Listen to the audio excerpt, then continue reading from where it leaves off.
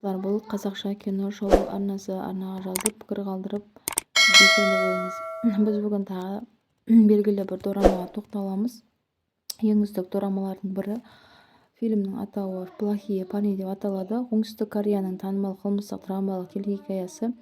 Бұл дорамада алғаш рет 2014 жылы ОКН арнасында көрсетілді және оның өзінің ерекше сюжеті мен кейіпкерлері кең танымал болды.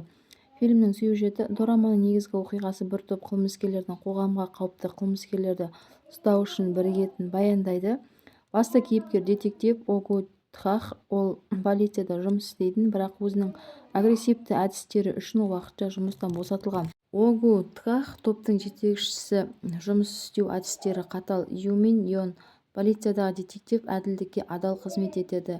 Фильмнің тақырыбы дорама қылмыс, әділетсіздік және заңның шекаралары туралы мәселелерді көтереді. Әр кейіпкердің жеке тарихы мен мотивациялары және олардың өзара қарым-қатынастары дораманың қызықтылығын арттырады.